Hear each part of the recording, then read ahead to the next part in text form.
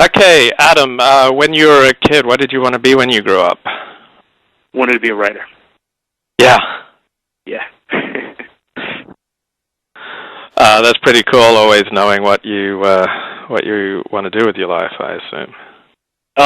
Yeah, I think it was always pretty clear to me. I was always making up stories, making people take dictation for me before I could write. And I have writers in my family, so nobody seemed to think it was that strange. It wasn't until I got to graduate school that I was surrounded by people who were having, phone calls every day with their parents, like, why don't you go to law school? What is this bullshit you're going to do? And who were the writers in your family? Parents?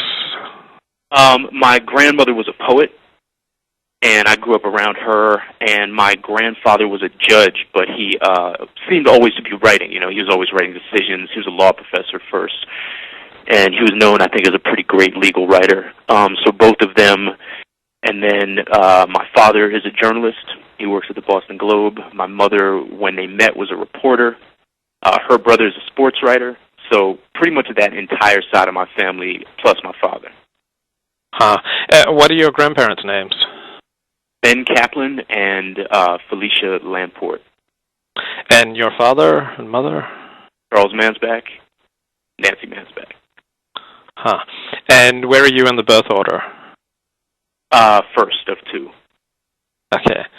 And how did people relate to your early ambition to be a writer? Mainly encouragement, I assume?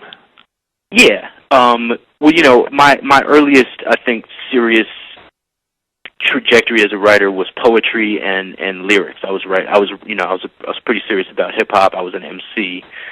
So probably the first thing my parents really saw me doing circa, junior high or maybe a little earlier was writing a lot of rhymes and performing them or recording them. So, they were a little bit perplexed by that because hip hop was not something they were too familiar with. Nobody really was outside of people who were really committed to it in 1987. But I think that they appreciated that I was doing something artistic, and I think they also saw that what I was doing, that hip hop was something that was very political at the time, and they were able to make those connections. And my father, being a journalist, had a collection of 60s paperbacks on his shelf, so I would be listening to Public Enemy, and they'd mention, Bobby Seale or Eldridge Cleaver, and those were actually books that were in my house. So I was able to sort of make those connections, and my parents sort of saw it happening. They understood that hip-hop was about politics and also poetry. And, my grandmother's poetry was actually in some ways very similar, very, I always fail to say this word correctly. What am I trying to say? Analogous? Is that the word? Yeah, analogous, or analogous, yeah. Right. Her shit was really satirical and pointed and political, and it rhymed, and her wordplay was fantastic. And she had this weekly column that was syndicated in a number of newspapers called the Muse of the Week in Review. She would basically take classical forms and sort of rewrite them, remix them about current events. She had a famous piece called The Love Song of R. Milhouse Nixon, where she took Eliot and turned it on its head, do I dare them to impeach, that kind of thing. So in a funny way, my grandmother's writing was very similar to hip-hop in the sense that it was rhythmic, it was rhyming, it was political. So I think my family in many ways was able to see what I was doing without freaking out too much. And whereabouts did you grow up? Grew up in Newton, Massachusetts. And is that an overwhelmingly wide area, or I don't know it, so... It's like a close suburb to Boston, so it's accessible to Boston by public transportation. It's it's pretty white. I think it's probably about 40% Jewish.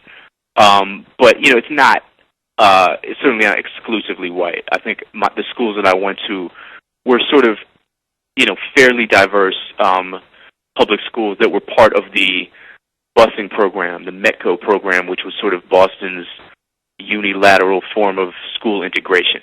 Boston's a really pretty segregated and racist city, and it took them about 20 years after Brown versus the Board of Education to truly segregate their schools, and the way they did it was by busing black kids from, the inner city from Roxbury, Dorchester, Mattapan out to suburban schools.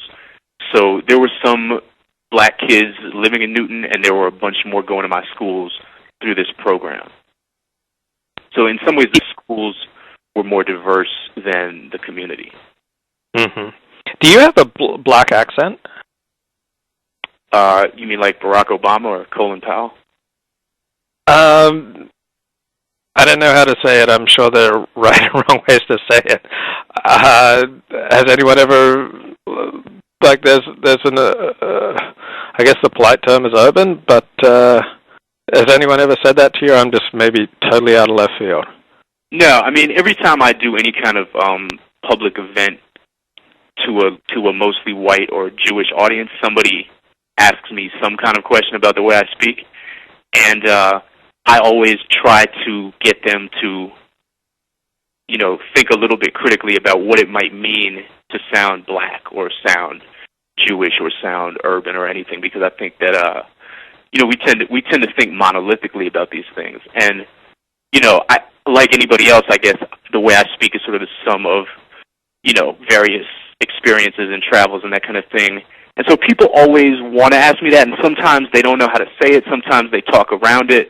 Sometimes they come right out and say, you sound black.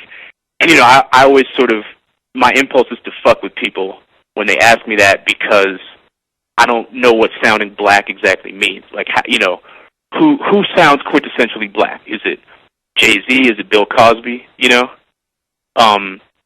So it's not a question I have a particularly good answer for, except to wonder what it really means, you know?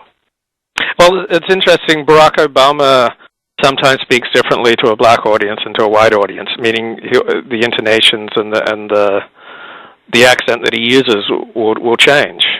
Mm-hmm. Yeah, I think that's very true. I think probably that's the case with all of us, that we have sort of infinite variations in the way we present ourselves and the way we speak.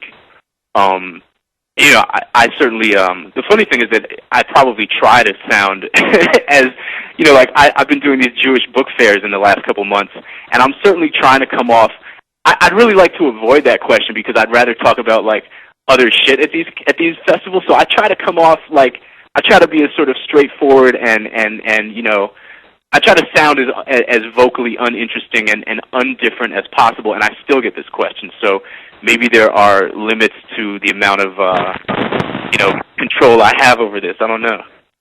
Right. At what age did you, I'll just say it in the vernacular, fall in love with blacks, or did you, or what happened there? I don't fall in love with blacks. I don't think that ever happened. I think that, you know, I got into hip-hop when I was about 11 or 12. I think largely because it was articulating sort of realities that I wasn't seeing personally, but that I sort of knew were out there. It was something that was talking about subjects that were taboo, such as racism, police brutality, the inequality in the school systems. You know, these were things that I'd sort of already seen a little bit, but that nobody I knew was talking honestly about. So I was sort of moved by the honesty and the world expanding nature of the music. And I think that led me to explore other black cultural forms. When I was about 14, I became friends with Delphio Marsalis, trombone player, Winton and Branford's younger brother. He was friends with a teacher at my school who was a mentor of mine. He would come to school or come to town, and I would, you know, hang out with him for the week, and he would put me on all kinds of jazz, which led me, I think, to writers like Ellison and Baraka and Baldwin. And, you know, I don't think per se that I ever, you know, fell in love with black people. I think that I found inspiration in the art produced under such duress, art that was being made by people who were profoundly marginalized, whose humanity was called into question, and who, in some cases, responded with works of astounding beauty